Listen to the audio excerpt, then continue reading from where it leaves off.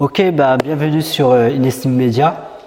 Donc voilà, le but de cette interview, c'est vraiment pour faire hommage à nos anciens. Je parle pour le 91. Donc là, j'ai vraiment deux pionniers du b-boying sur le 91. Je vais les laisser se présenter. Voilà. Voilà, donc moi, je m'appelle Louab, 48 ans. Donc je suis ancien breaker dans l'Essonne, ville de Brétigny-sur-Orge. Ancien Criminal Stars. Voilà. Moi c'est Greg, pareil, 48 ans. On s'appelle régulièrement concernant notre âge.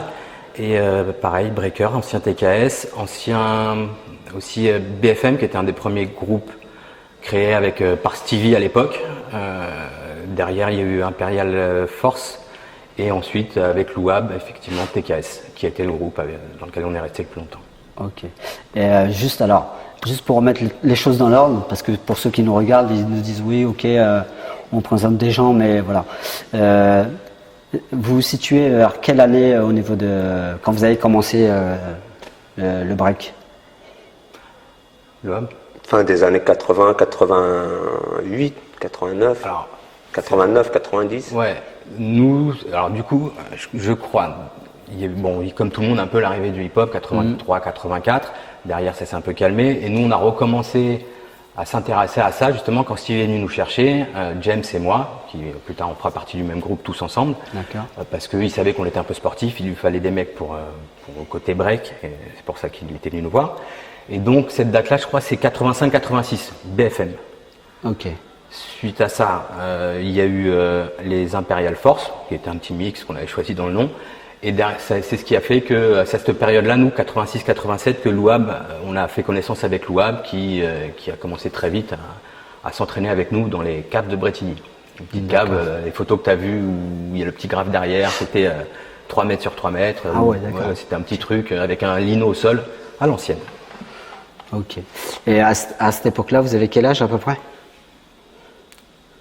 Ça doit être du 16 ans. Ouais, 16, 17, 16 ouais, ans, voilà, 16, 17. 16, ouais. Ouais, mais là où on s'y met sérieusement quand même, c'est vrai que il y a un petit flottement au début, on est là, t'as vu, on fait des touches, mais là où on s'y met sérieusement, c'est 89, hein.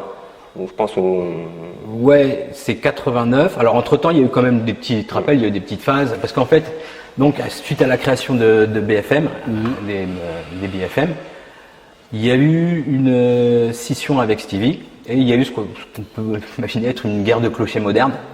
Tu vois ce que je veux dire? Donc derrière, il y a eu une petite concurrence positive qui a fait qu'on s'est entraîné de notre côté, lui du sien, et que on essayait d'être au-dessus à chaque fois, etc. Donc il y avait eu déjà deux défis à l'époque, entre Stevie qui était venu avec les Atomic Breakers. Voilà. Et nous qui étions Imperial à l'époque. Et il y en avait eu 2 défis d'ailleurs. Et derrière, donc, on continue à s'entraîner et Louab et Farid nous rejoignent et commencent à s'entraîner avec nous dans les photos qu'on t'a montrées, c'est-à-dire celles qui sont dans le mini espace qu'on a où on a collé un lino, où on met un poste et où on s'entraîne régulièrement en fait. Ok, donc si je comprends bien, dans Imperial, il y avait toi. Alors Imperial Force, il y avait Joe qui était debout, Booba, Kent. Ok. Pas Stevie était avec. Il y avait James. Ouais. Il y avait Foued Larsan. Foued Larsan, ouais. Je crois. Il y avait Younes. Il y avait Younes. Ah ouais, Younes. Voilà, on était 5 ou 6, je crois de mémoire. D'accord. Puis est arrivé Louab avec Farid. Louab et Farid qui sont très vite, qui se sont entraînés, qui ont très vite adoré ça. On vous voyait, nous on s'entraînait pareil, on se mettait un petit lino, tu te rappelles, sur la ouais. On avait au milieu de la cité, on avait un grand espace de pelouse, on collait un lino qui faisait 2 mètres sur 2 mètres, on collait des coupoles dessus à l'époque. Et c'est là que vous nous avez vus les premières fois et que très vite ils sont venus s'entraîner avec nous. Et donc vous avez dit vous vous entraînez soit dans les caves ou soit sur les pelouses ou à la gare. Comment ça se passait au niveau de l'entraînement? Est-ce qu'il y avait vraiment un rythme? Non, pas à l'époque. Toujours s'étirer, on commençait debout, on commençait au sol, ou est-ce que c'était vraiment en freestyle Non, on commençait déjà on se réunissait, on commençait à discuter. Voilà, les discussions tournaient autour de ça. On imaginait des choses, on se voyait faire des choses. Et puis après, il y en avait un, tu vois, qui commençait à se mettre au sol. Et l'entraînement commençait comme ça, tu vois. Donc il n'y avait pas de feuille de route, quoi. D'accord. Il n'y a pas de format, c'est ça l'entraînement. Il n'y avait pas d'étirement, ça n'existait pas. On était en jean, en basket, dans la cage d'escalier. Ça pouvait être sur le parking, sur un parking aussi. Ouais, bien sûr. Du moment que vous soyez regroupés, que le kiff était là, donc ça partait directement. Dès l'instant qu'on était regroupés, c'est bien ça. Ça tournait autour de ça, et puis ça y est, il y en a un qui commençait. Et en fait, la dynamique, ça a été ça. Et très vite, on était tous différents. Puis ce qui était intéressant, c'est que, par contre, on avait une certaine intelligence. C'est de se partager les choses. Pour que ensuite, on s'apprenne chacun un peu des mouvements. Et en fait, c'est comme ça qu'on a commencé à faire notre truc, quoi. C'est vrai que j'ai eu l'écho sur les TKS à l'époque. Moi, c'est Mohamed Soult qui m'a dit Louab était spécialisé dans les passes et dans les têtes. Farid était spécialisé dans les remontées 19. Et après, voilà. Mais j'étais tout petit, je me disais, ah ouais, d'accord. Mais pour dire que voilà, même en parlant de vous, et nous on vous connaissait pas, vous avez mis des étoiles dans les yeux, quoi. Ouais. Et c'est vrai qu'il y avait vraiment cette notion de groupe, parce que pour nous, ce qui était important, c'était que le groupe, en fait, ait tout. Ouais. Donc alors, c'est vrai qu'au début, individuellement, on n'avait pas tout. Mais dans le groupe, on était capable de tout sortir. Parce qu'on était aussi dans l'esprit un peu je ne vais pas employer le terme battle, parce que c'était pas le terme de l'époque, dans les défis, on voulait être le plus complet possible. Voilà. Donc on voulait pouvoir répondre sur la tête, sur les coupoles, sur les machins. Donc il y en a qui se spécialisaient, même si après on élargissait. Mais c'est vrai qu'on avait un peu ce truc-là de vouloir être complet quand. Voilà, on partageait un peu les tâches. C'est vrai que ça, on l'a fait très tôt. Et du coup, ça nous a aidé à progresser, parce que moi, quand je voyais Greg faire des choses, il me montrait. Je disais, ça, comment tu fais, lui? Et puis, du coup, c'était plus simple pour nous. Vu qu'il n'y avait pas de support vidéo, on n'avait pas trop de support vidéo. Donc, à l'époque, il n'y avait pas du tout de vidéos qui tournaient ou de cassettes VHS ou quoi. Tout à fait. Très peu. Alors nous, c'était comme tout le monde, c'était Flashdance, le petit passage de break, il y avait 2-3 trucs, Backstreet. Mais il y avait pas grand chose, pas de vidéos d'entraînement de gens qui s'entraînaient ou de choses comme ça. On n'avait pas de support. Quelques VHS qui tournaient. Voilà. Et puis quand t'avais, c'était très mauvaise qualité. Donc c'était compliqué. Et on était en apprentissage vraiment, grosso modo, tout seul. Du coup, on comptait vraiment les uns sur les autres. Quand quelqu'un devait faire quelque chose, on lui disait tu dois faire tel mouvement, ça. Non, mais c'est vrai. Il devait le faire. Et si il le faisait pas, on était un peu sévère. Tu sais, ça parlait de virer le mec du groupe et tout. T'as pas fait ton taf, quoi. Tu vois, on était une petite. Parce que je crois qu'aujourd'hui, ils ont pas cette notion-là de se dire pour le. C'est normal, parce que si tu voulais évoluer, t'étais obligé de compter sur ton pote pour qu'il commence à taffer des trucs et à te les montrer et toi à les voir, tu vois. Mais cette construction beaucoup plus exigeante, on a commencé à l'avoir avec les TKS. Ouais, tout à fait. C'est là qu'on est structuré, c'est là qu'on a envie de progresser. Alors pour bien resituer l'arrivée de TKS, donc en fait, donc à l'époque on est dans notre groupe à Bretigny et on a un graffeur qui est dans une école de dessin qui fait la connaissance avec Lone. Tu vois qui c'est, Lone? Lone, non. Ouais, Laurent Preneur. Laurent Preneur, qui est un mec qui était aussi fort en platine qu'au sol, qui est dans la musique. Vraiment, qui est dans la musique, qui était producteur, qui a fait un album. Et donc, ce jour-là, il nous dit, j'ai connu quelqu'un, il aimerait bien vous voir. Il est à Poto Combo, il a une salle. Tu vois, pour nous, ce que ça représente, salle. Parce que là, on vient de te dire qu'on n'a jamais eu de salle, grosso modo. D'accord. On était dans les halls, Vous avez vraiment évolué dans la street, quoi. Exactement. Comme on dit dans la street. Ça avait quelque chose de. Après coup, c'est des bons souvenirs. C'est-à-dire James qui t'appelle, t'as 42 fièvres, tu dis non, je peux pas sortir. Mais t'es fou, j'ai une phase, faut que je te fasse voir. Et tu sors avec 42 fièvres. Bon, voilà, c'est des trucs qu'on a vécu, qu'on a fait. On allait dans le sol, il était froid, il faisait froid. Et voilà, c'était humide des fois, tu vois. Et donc ce jour-là, on va à Poto Combo parce qu'on nous dit qu'il y a une salle, que le mec veut nous voir, qu'il a un groupe qui s'appelle les Criminal Stars, The TKS. Et on arrive à Poto Combo, on va dans cette salle et on voit des mecs qui s'entraînent. Et là, on écarquille un peu les yeux.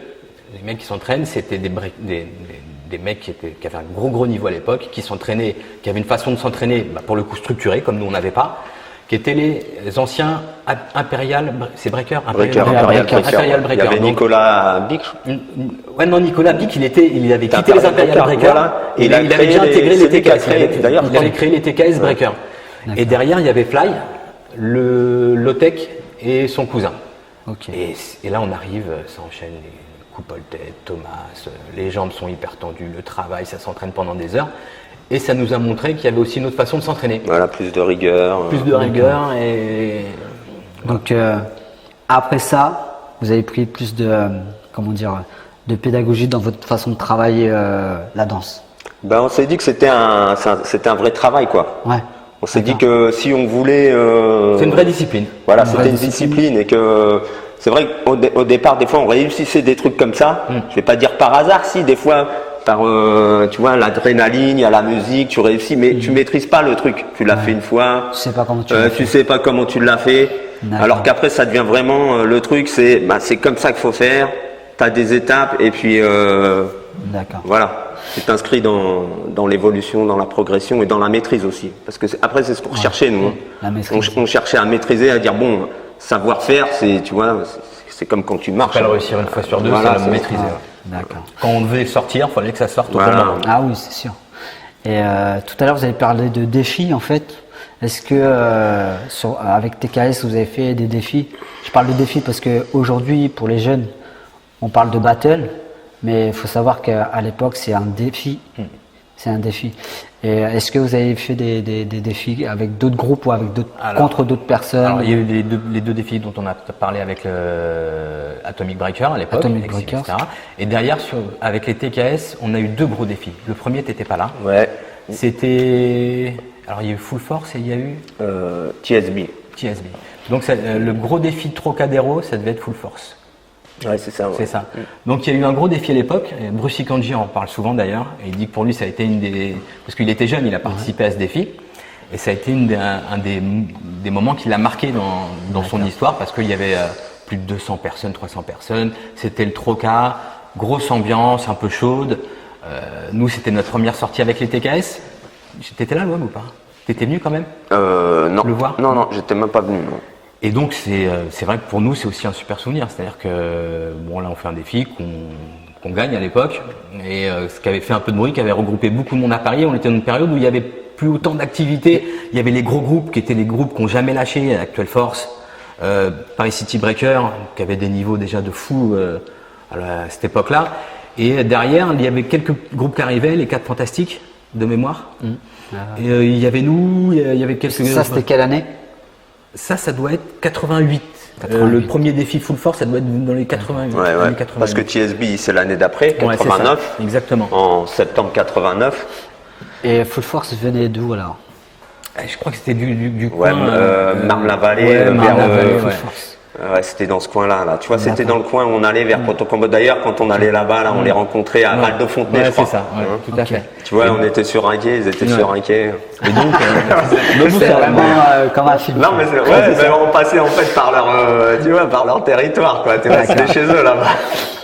mais c'était une grosse ambiance et c'était un super souvenir. Et d'ailleurs, on voit une photo de Bruce sur ce défi de l'époque où tu le vois, il est tout jeune.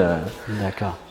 Et c'est là un peu que ça se relance un peu, hein, tu vois, parce qu'on chacun commence à mettre un peu des visages sur les breakers du 91, nous sur ceux du 93, sur Val de Fontenay. Tu vois, on commence vraiment à voir et à se rencontrer et à se regarder un peu, à dire bah tiens, il y a un lui, nouveau groupe qui émerge, il y a un nouveau groupe qui arrive, il y a des danseurs du 91. Tout à fait. Et puis il y en a qui commencent à dire ah ouais, lui il faut commencer à faire attention, je pense que ça va faire mal, tu vois. D'accord. Ça commence un peu à jauger, voilà. D'accord. Là ça commence vraiment à. Ok. Et d'ailleurs t'as vu 89 et 90 derrière, c'est là où ça pousse. Hein. Ah ouais. Et le niveau commence à monter là. Et le deuxième défi c'était.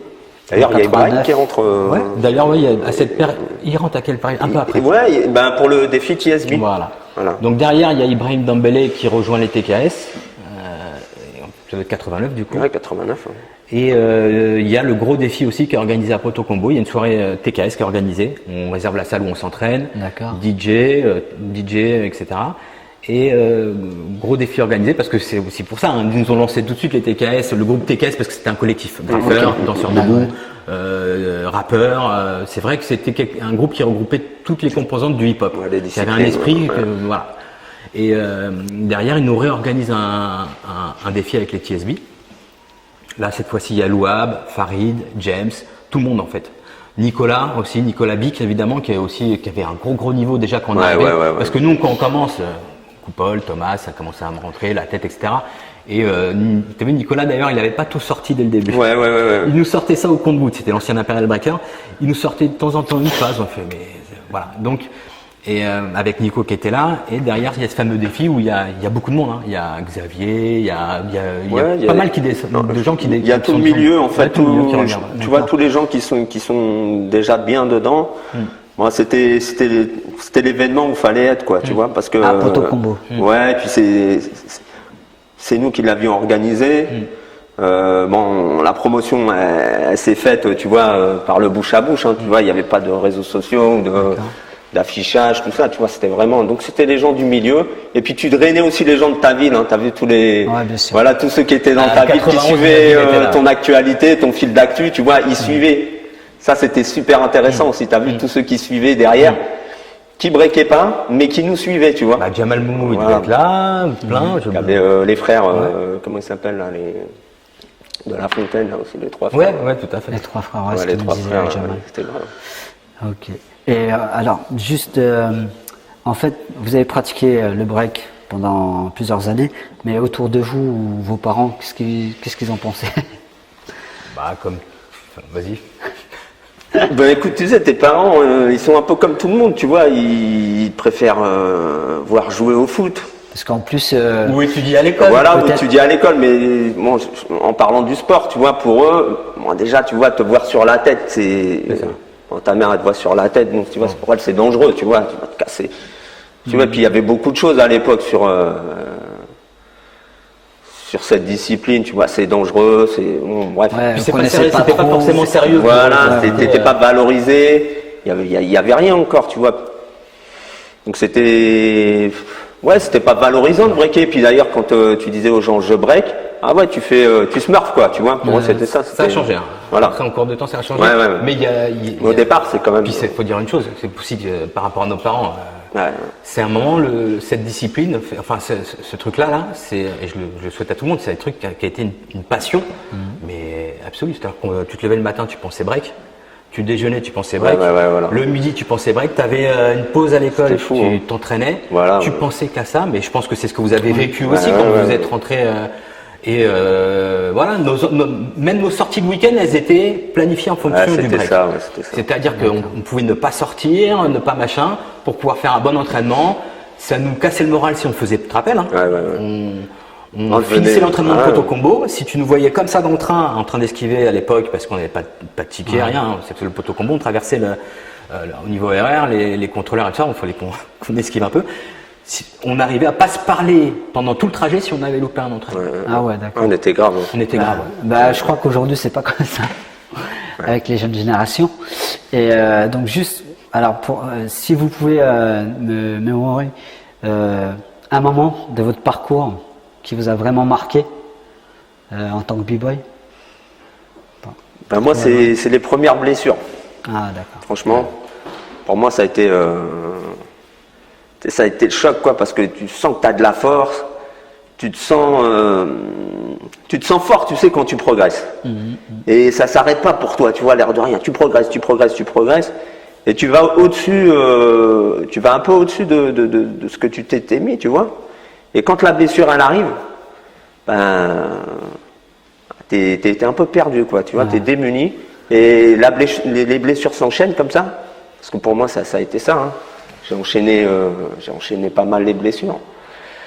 T'as les boules, quoi. Donc moi, franchement, quand tu me parles du break, tu vois, c'est vrai qu'il y a les bons côtés, mais ça c'est le mauvais côté. C'est le mauvais côté, mais il est resté, tu vois. D'accord. Il est resté parce que il m'a fait mûrir. Il m'a fait réfléchir. Je pense que j'aurais été... Bon, on était déjà un peu insouciants, mais on était quand même sérieux, tu vois, dans l'insouciance. On faisait pas n'importe quoi. Mais bon, là, tu commences à cogiter, tu vois, à te dire... c'est une discipline sérieuse, faut pas faire n'importe quoi. Voilà, parce que on a tout de suite le retour de... tu vois, des 5 années, tu vois, où on s'est donné un peu... Ouais, c'est sûr. Après, dans les moments qui ont marqué... si on veut rester sur le côté de blessure, moi c'est quand ton frère il fait une course tu vois, qui se casse l'épaule. Et à l'époque il y avait même d'autres, je sais plus, il y avait Laurent. Des grosses blessures. Ça les a, tu vois, l'épaule, broche, etc. Ça c'est pour le côté où effectivement tu quand tu vois ton pote qui finit à l'hôpital, qui se fait opérer, tu te dis bon. Et pour les moments marquants, il y a évidemment les gros défis qu'on a fait, parce que c'est vraiment une grosse énergie, c'est vraiment un truc, t'arrives là, c'est du combat, c'est de l'ambiance, en plus. Et comment c'était articulé en fait? C'était pas juste, c'était pas comme aujourd'hui à l'époque. Comme dans les films, voilà. c'est du bruit, Ça ouais, arrivait, ils vous attendent à telle heure, Trocadéro, c'est là, faut être là à telle heure, ils vont être machin, il y en a combien, machin, attention, ils vont venir avec du monde, ça va être chaud. Tu sais pas comment ça se termine. Tu sais pas comment ça, et puis tu sais, après ton nom il commence à circuler, ou ton groupe, le nom de ton groupe. Et tu peux aller dans une soirée, moi je me rappelle, j'ai été dans une soirée de Dynasty, j'avais rien demandé, hein. Et puis je fais un petit passage, tu vois, comme ça. Mais en fait, j'étais rentré dans un moment où tu vois, t'avais deux groupes. Et puis t'as un mec qui arrive, je sais pas d'où, voilà, c'est toi Louab, défi au concert de Public Enemy à Bercy, tu vois, tu le connais pas le mec, tu sais pas, tu sais pas c'est qui, tu vois, tu sais pas c'est qui. Et voilà, tu vois, ça c'est un peu, voilà. Au feeling et maintenant, ce qui m'a, ça c'était si tu veux, c'était les moments de b-boying. Mais au-delà de ça, c'est l'aventure que nous on a vécue. Voilà, c'est ça c'est. Parce que nous, on est avant tout une bande de potes avec. On est partis en vacances ensemble. On n'est pas un groupe qui s'est formé. Ah bah tiens, on va faire un événement. J'ai appris qu'il était bon là, donc je le veux dans mon groupe. Lui, il est bon là. Nous, on est une bande de potes. On n'a pas recruté quoi. On n'a pas recruté. On s'est mis ensemble et on a progressé ensemble. Donc, écoute, derrière, il y a tous les moments de galère qui sont devenus des moments de rigolade. On partait en vacances en Espagne, on dansait, on s'amusait. Et il y a des crises de fou rire qu'on a eues ensemble, c'est juste magique quoi, en fait. Donc au-delà de ça, c'est une bande d'amis qui s'est réunie autour d'une passion qui a été dévorante, qui a été enfin moi j'avais plus l'école, ça n'existait plus, j'ai mes enfants. Il y avait plus machin, on pensait qu'à ça. Et donc on se regroupait là-dessus, on se retrouvait là-dessus, on allait danser n'importe où et ça a duré quelques années. C'est sûrement, hormis les côtés famille et nos familles, etc., c'est sûrement encore aujourd'hui les meilleurs moments qu'on a, les meilleurs souvenirs, la deuxième famille, quoi. Les meilleurs moments qu'on a pu passer. Et je souhaite à tout le monde d'avoir pu avoir une passion qui les a autant pris pendant des années comme nous ça nous a pris, tu vois. Après avec Louab qui a encore lui plus continué, qui s'entraînait, qui a encore plus évolué que nous tous, quoi. D'accord. Et est-ce que vous avez fait des battles internationaux ou des scènes internationaux? Alors il y a eu des alors on est parti en Belgique où on a dansé, c'était pour le championnat d'Europe, tu te rappelles? Ouais, moi j'avais pas fait. T'avais pas fait? Mais non, mais on n'a pas dansé dans le championnat. Ouais. Donc il y avait des cercles qui s'étaient. Ouais, voilà, mais ça a commencé, tu vois, mais on n'a pas ça, participé. C'est quelle année nous on participait. Non. Je sais plus, 90, ça doit être ça. C'est ça, ouais, c'est ça. 90. Mais nous on avait été voir ce championnat d'Europe et derrière il y avait plus pareil, hein, il y avait des cercles qui se formaient un peu partout, on avait dansé. Et c'était sympa. Après on a vu des télés par contre. Ouais, voilà, ouais. Des télés italiennes qui étaient venues, qui avaient fait un reportage sur nous, enfin sur le b-boying en France et donc sur nous, puisque TKS avait pas mal de contacts à l'époque et voilà. Il y a eu la 5 aussi, qui avait fait un reportage sur Châtelet les Halles où on s'entraîne aussi régulièrement.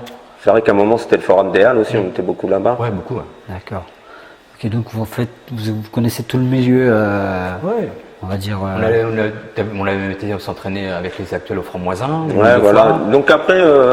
Avec Nico PCB qui était avec nous. D'ailleurs, on a fait une tournée pour son album avec Louab, pour leur album à Lone et à Nico de PCB, à S, qui avait fait un album. Comment s'appelle l'album? Comment ça s'appelait à l'époque? Incontrôlable. Incontrôlable. Ok. C'était presque. C'était quoi c'est énorme. Donc on se disait. On parlait de Nico. Nico, ouais. Donc en fait, lui, c'est un b-boy qui vous a vraiment marqué. C'est une référence. Voilà. Il est arrivé comme il est venu avec Lone à l'époque. Ouais. Nous, ça faisait, je sais pas, 1 an ou 2 qu'on était TKS. Et c'est vrai que les premières fois où on l'a vu, déjà, le feeling est tout de suite passé parce que c'est un super mec. Et qu'en plus, au niveau danse, c'est dans l'esprit b-boying et le niveau qu'il avait à l'époque, malgré qu'il s'entraînait moins. Tu te rappelles? Il s'entraînait presque plus. Je crois qu'il est revenu quand il est venu. D'ailleurs, c'est l'autre qui nous le présente. Nous, on était au Casino de Paris à cette époque-là. Enfin, moi, c'est là que je crois que je l'ai connu, il me semble. Hein. Il est venu avec Lone. Et bon, il commençait la musique, tu vois. Laurent, déjà, il était dans la musique. Nico. Voilà, ils ont commencé à faire leur groupe AS. Et nous, c'est là qu'on l'a connu, et puis il s'est remis en selle quoi avec nous. Hein. Je pense que ça a été gagnant pour lui parce que voilà, lui au fond, tu vois, quand tu le connais, le gars, c'est un breaker, c'est un pur breaker quoi. Il a arrêté depuis 3 ans. Quand il se remet au sol, t'as l'impression qu'il a jamais arrêté. Voilà. Le style, il est toujours un des. Pour moi, Et puis il partage, il nous montre des choses en plus, tu vois. Il nous a apporté, il nous dit voilà, essayez de compléter, essayez de faire des choses comme ça, c'est bien ce que vous faites, mais tu vois, il est dans la critique positive. Ouais. Et c'est vrai que bon, lui, il nous a apporté à tous. Hein. Ah ouais. Je pense que il avait toujours, je veux dire, c'était toujours d'actualité depuis lui. Ou c'était non, il était un peu tout seul là, je crois que Ouais, c'était fini. je crois que le groupe était. Ouais, c'était fini, c'était terminé. Mais malgré tout, tu te rappelles, il y avait eu un classement, il y avait un fanzine. Ouais, c'est vrai. Ouais. Il y avait un fanzine qui s'appelait Zulu Letter. Ouais. C'était le fanzine. T'as de la mémoire. Bah oui, je sais. Tu vu encore à 48 ans, quoi. Qui s'appelait Zulu Letter. Et derrière, il y a eu, à l'époque, on avait fait ces défis en fait. On avait intégré le classement des danseurs debout et des breakers, parce qu'il y avait ces gros événements, où on était, je crois, 3e derrière Paris City Breaker, Actual Force, et nous au 3e. Et dans les danseurs debout, je suis pas sûr qu'ils n'étaient pas premiers ou deux. Donc c'est vrai qu'on était il y avait une grosse activité, mais malgré tout, c'est ce que je me rappelle, Nico nous avait dit, on est encore classé alors qu'on fait plus rien en fait. Ouais. Tu vois? D'accord. Et pour vous, au niveau du 91, est-ce que au moment où vous étiez à l'apogée du truc, quand vous vous sentez vraiment fort et quand vous bougez, vous avez eu l'âge de bouger et tout ça, est-ce que dans le 91 ça bougeait aussi ou vraiment il n'y avait que vous à cette époque-là ou... Non. Alors, au début, il y avait nous, alors au tout début, hein, si on reprend l'époque BFM, Si tu peux me situer avec des dates comme ça au moins. BFM c'est 85-86, Ok. ça doit être ça à peu près. À l'époque BFM, tu as quelques danseurs, tu as Adonis, tu as Momo, qui est déjà là, je crois, hein, de mémoire. Derrière, quand on commence à évoluer, il y a les petits de Stevie qui forment un groupe de breakers qui commencent à avoir un très bon niveau assez rapidement, avec les jumeaux, avec Gérald Léal, etc. Et derrière, je sais pas trop. Il n'y avait pas un groupe à Vigneux? Ouais, franchement, tu sais, je me rappelle plus trop parce que nous, dans l'Essonne, en fait, moi, pour ma part, je bougeais pas trop, tu vois, dans l'Essonne. On n'allait pas trop voir. Mais par contre, ça venait beaucoup à Bretigny. Oui, c'était un Bretigny, c'était un beau point. Ça venait d'Étampes, ça venait de Savigny, ça venait un peu partout, tu vois. Donc nous, on était plus là. D'accord. C'est vrai que Bretigny, ça a été un moment, c'était névralgique, quoi. Je pense que Bretigny, ça a été le point de départ au niveau b-boying, break, voilà. etc. Surtout qu'à un moment, ça s'est scindé, comme Greg il disait. Tu vois, avec Stevie d'un côté et nous de l'autre côté. Et du coup, Stevie ramenait beaucoup de monde, hein, Bretigny quand même. Hein. Et puis, de l'autre côté, on essayait de venir voir ce qui se passait un peu, tu vois, de notre côté. Donc c'est vrai que ça... Bretigny, c'était névralgique, quoi. Mais nous, dans l'Essonne, quoi, moi, pour ma part, j'allais quelques fois à Grigny, d'ailleurs, c'est là que je l'ai connu. Hein. Ouais, bien sûr. Je m'entraînais là-bas et t'étais là avec Bi, déjà, tu vois. Mais sinon, voilà, j'ai dû aller 2-3 fois à Vigneux, à Corbeil. Voilà, parce qu'il y avait des salles, on disait, tiens, il y a une salle là-bas, je tournais un petit peu, mais bon. Non, c'était à Bretigny. C'était à Bretigny que ça se passait, quoi. D'accord. Avec quelques danseurs comme, voilà, mais. D'accord. Et juste pour finir, est-ce que vous suivez encore un peu l'actualité des b-boys aujourd'hui, des battles Je regarde des vidéos de temps en temps, ouais. Ouais, moi non. Non. Okay. Et curieusement. Curieusement. Ok. Et juste pour vous aujourd'hui, est-ce que vous pensez que la nouvelle génération elle est sur la bonne direction ou est-ce que vous pensez que il lui manque quelque chose ou Non, je pense qu'elle est sur le chemin qui lui a été tracé. C'est-à-dire qu'elle fait juste continuer un peu ce que nous on a commencé. Sans la culture. Voilà, après c'est normal. Oui, c'est normal. C'est normal. Et puis eux, je pense qu'ils récoltent un peu les fruits, et tant mieux pour eux, hein, c'est bien. Hein. Donc il y a de la facilité, ils peuvent déjà apprendre plus facilement. Il y a des supports, il y a des profs, il y a des salles. Donc tout est là, voilà, pour réussir, quoi. Tu vois, la réussite, je veux dire, si tu veux être breaker, tu peux être breaker aujourd'hui. Et tu vois ce que c'est un breaker. Nous, avant, on breakait, mais on savait pas ce que c'était un b-boy, un breaker, quoi, accompli. Nous, on essayait de s'accomplir dans ça, mais on n'avait pas le modèle du breaker accompli, tu vois. Donc, on a été chercher. Bon, on a été le plus loin, tu vois. Après, t'as l'âge, hein, tu dis pas 1000 ans, hein, mais non, je pense qu'ils sont sur la voie qui leur a été tracée, et puis c'est l'évolution. Voilà, ça s'est mondialisé, Bon, nous, on a vu quand même un peu venir les choses, hein. On voyait qu'au niveau européen, voilà, ça commençait à se rencontrer, mais voilà, quoi. Mais ça peut pas être pareil qu'avant, en fait. Voilà. Avant, tu étais sur quelque chose qui commençait, qui était neuf, qui se construisait. Il y avait une dimension culturelle. Il y avait la Zulu Nation, il y avait le b-boying, c'est même ça, c'était le hip-hop, etc. Et t'avais des spots où aller, des endroits, t'avais Ticaret, tu allais chercher tes fringues. Ouais, des disques, on était dans cette culture-là aussi. On allait chercher des disques. T'avais des boîtes où fallait aller. Bon, voilà. Aujourd'hui, tu peux aller vers le break sans avoir tout ça. T'as une discipline, t'es impressionné par ce que font les danseurs d'aujourd'hui. Bah, tu dis, ça m'intéresse, je veux faire juste du break. Et c'est ça qui m'intéresse, je veux le faire pendant 5-6 ans, je veux le faire à fond. Nous, il y avait quelque chose de global, quelque chose il y a la culture hip-hop, voilà. Mais ça veut pas dire que c'est pas bien aujourd'hui, hein. C'est très bien parce qu'aujourd'hui, on a ça. Il y a les choses qui sont scindées. Regarde, t'as Bruce qui a fait son juste debout. Voilà. C'est un truc à part entière. Il a fait un super truc, Bruce. On est super fiers de ce qu'il a pu accomplir aujourd'hui parce que là, c'est le petit frère, spécial. Voilà, donc c'est des choses différentes, c'est un autre état d'esprit et c'est très bien aujourd'hui. Et que les gens puissent, quand je vois une salle comme ça, je me dis c'est magnifique. Et que les gens puissent en vivre, c'est très très bien. Et que ça devienne peut-être demain une discipline sans que ça perde faut pas que ça perde des choses en cours de route, mais que ça devienne une discipline olympique.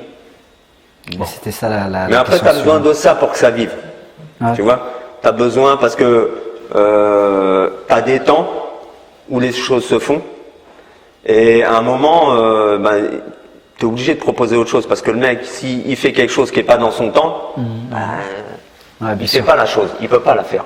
Tu vois, c'est comme nous aujourd'hui, tu nous demandes de faire ce que font les jeunes aujourd'hui, on pourra pas le faire, c'est impossible. Et eux, avec leur état d'esprit, là où on était nous, avec peut-être les difficultés, le manque de motivation, parce qu'il faut être motivé pour faire ce qu'on a fait avec, tu vois, un manque de visibilité, avec un manque de moyens, avec rien, quoi. Tu commences avec rien et tu essaies d'arriver à un truc, tu sais pas où tu vas arriver, quoi. Tu connais pas le résultat, tu vois. Et je pense que ça serait compliqué. Donc, tu vois, chacun dans son temps, et en fait, c'est ça, les choses, elles se font naturellement, et c'est là que c'est beau, tu vois, c'est là où tu dis, la chose, elle est belle, quoi, ça a du poids. Parce que si tu nous avais dit, à nous, quand on a commencé, le break demain, ça sera une discipline olympique, là, c'était incroyable, tu vois. Maintenant, c'est vrai que faut pas avoir un discours d'ancien qui dit non, on va être fermé à tout. Après, en même temps, faut pas perdre des choses encore. Faut pas être non à tout. Ouais. Okay. Faut que ça soit peut-être décidé par des gens qui ont quand même cette passion du truc et investi par des anciens qui sont encore passionnés, qui ont jamais lâché. C'est pour ça, c'est bien ce que tu fais parce que ce qui manque peut-être, je sais pas, parce que nous on les voit pas. Ces jeunes aujourd'hui, comment ils pratiquent, l'état d'esprit dans lequel ils sont et tout. C'est important. C'est vrai de transmettre l'héritage, la culture, de savoir un peu, de connaître l'histoire un peu de ce que tu fais, tu vois, comment ça s'est créé, tu vois. C'est vrai que c'est complexe en vérité, parce qu'il s'est passé beaucoup de choses, il y a eu beaucoup de gens, mais il y a des gens, dont on parle pas aussi, hein. Ouais, bien sûr. C'est-à-dire qu'on a oublié, il y en a d'autres qui sont décédés, d'autres, et tu vois, qui étaient là, tu vois, qui ont participé, qui ont suivi, qui ont poussé, tu vois. Ouais, parce que il y a eu des périodes de creux, il y a eu des périodes où je dis, entre le moment où il y a le hip-hop qui arrive, le moment où nous on s'y remet, c'était une petite période de creux où il y avait un peu moins de groupes qui sortaient. Il y avait 2-3 groupes qui ont commencé, nous, etc. Il y avait tous les très bons dont on a parlé, les Impérial, etc. Actuels qui ont toujours été là, qui sont encore là. Quand je vois un Gabin qui a encore investi, des gens qui n'ont jamais lâché, qui sont toujours présents, ça a été ça leur vie, quoi. C'est top. D'accord. En fait, La dernière chose, est-ce que vous avez des conseils ou des choses à dire pour la nouvelle génération? Amusez-vous. Amusez-vous, Vivez votre ouais. passion à fond. Faites-le sans tricher ni avec nous ni avec les autres et amusez-vous. Voilà. C'est quelque chose de pas facile, donc faut pas faire n'importe quoi, mais je pense qu'aujourd'hui ils ont tout ce qu'il faut pour s'entraîner dans les meilleures conditions. Ils ont peut-être des objectifs que nous on n'avait pas à l'époque et des perspectives d'évolution que nous n'avait pas à l'époque, donc il y a tout pour qu'ils puissent évoluer, aller très haut, mais qu'ils n'oublient pas que c'est aussi des aventures humaines, c'est aussi de l'amusement et des choses qui sont fun et avec lesquelles faut prendre en compte. Voilà. Ok. Ouais, moi je pense qu'aujourd'hui, c'est pas quelque chose qui doit changer. Parce que tu arrives avec une personnalité et tu deviens pas b-boy ou breaker comme ça, tu vois. Ah Donc ouais, c'est vrai que tu mets pas un avis et tu dis pas, bon moi aujourd'hui je suis b-boy, je suis breaker et j'oublie ce que j'étais avant, tu vois. c'est pas un déguisement. Voilà, c'est pas un déguisement. Donc aujourd'hui, le mec, faut qu'il garde sa personnalité, faut qu'il garde, comme il dit Greg, tu vois, son humanité, sa personnalité, parce que ça compte beaucoup. Tu vois, dans la manière dont tu vas vivre et tu vas t'exprimer. Donc tu veux pas forcément ressembler à un mec parce qu'il break bien ou c'est ton modèle, tu vois. Il faut que tu gardes toi ta part de toi, tu vois, qui est importante dans ça. Parce que nous, c'est ce qu'on a gardé entre nous. Et qu'est-ce qui est resté de tout ça? Bon, à niveau c'est terminé, on sait, on a fait ce qu'on a fait, on a partagé. Mais qu'est-ce qui est resté?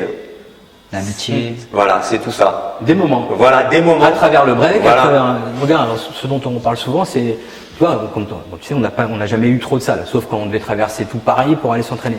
Mais les moments dont on se souvient et qu'on en reparle encore avec un certain truc, le dimanche, après les entraînements, on se retrouvait chez moi, j'avais une maison, un sous-sol, on mettait un lino, et on refaisait des entraînements où là, c'était plus décontracté, on débriefait, le café. On avait déjà commencé un peu à grandir. On avait besoin d'être ensemble toujours, tu vois. Ouais. Et si on n'était pas ensemble, c'est allô, téléphone, tu vois, c'était important. D'ailleurs, on le voit sur une de tes vidéos quand tu tournes sur la tête dans mon sous-sol, c'est chez moi. Et là, on est tous là, on est tous assis, on est en train de discuter. Oh tiens, vas-y, je passe, je vais essayer de passer un truc. Bon voilà. Ça a été tout ce que tu retiens parce que tout le reste, en vérité, il part et tu l'oublies. C'est super important, c'est vrai sur le moment. Et d'ailleurs, tu mets du temps aussi à t'en détacher, tu vois, de cette chose que tu as construite, parce que c'est à l'intérieur, tu l'as construit, tu as fait des efforts, tu as transpiré, tu as fait des sacrifices aussi. Parce que au lieu de choisir un peu des fois de t'installer plutôt dans la vie et tout, tu es là en train de gratter encore le sol, tu vois. Tu vois, tes proches, ils te comprennent, tes amis, tout ça, tu vois, mais les gens de l'extérieur, tu vois, comme tu disais, ils te regardent, tu vois, comme un ovni en disant, mais il va pas bien, lui, tu vois. Bon, jusqu'au moment où tu commences un peu à en vivre quand même. Ouais, voilà. Mais ça a été compliqué, tu vois, quand même, au début. C'est pour ça que je te dis, ce qui reste vraiment, c'est ça, tu vois, Greg, il est là aujourd'hui. D'ailleurs, on pense à James, à Younes, à tous les TKS, à mon frère Paris. Je crois que Younes, il habite à Saint-Jean. Hein. Non, il habite à côté de chez moi. À côté de chez toi? Ouais, il est à la Ville du Bois. Mais c'est quel Younes alors? Younes Daïri. Bellamine, Younes Bellamine. Non, c'est un autre. C'est Daïri, c'est un grand. Ok, d'accord. Quand tu le prenais en photo sur les Thomas, Voilà, tu avais une amplitude. D'ailleurs, on a des photos. Et c'est lui aussi qui commence au départ, tu vois, t'as vu, hein, à passer un peu devant. Et puis c'est marrant parce qu'aussi, dans ça, t'en as un qui passe devant, l'autre passe devant, tu vois, il y a une petite concurrence qui se fait saine, hein, tu vois, mais bon, c'est pas de calme, tu vas pas te calme, le meilleur. Non, c'est bien. C'est bien que vous ayez raconté un peu ce que vous avez vécu et partagé avec nous les moments en tant que b-boy. Et en fait, je vous remercie, Loab. C'est un plaisir, c'est un plaisir d'être venu, d'avoir dit oui à mon invitation. Et voilà, vraiment rendre hommage aux anciens qui étaient là avant nous, grâce à eux. Et s'ils n'auraient pas été là, on ne serait pas là aujourd'hui. Voilà. Donc, merci à vous. Et puis une petite dédicace, à tous les nouveaux, à tous les jeunes, voilà. Et à tous nos anciens aussi. Voilà, à tous nos anciens. Et puis au futur aussi, parce qu'il y en a qui vont arriver maintenant. C'est ça, c'est le. Voilà.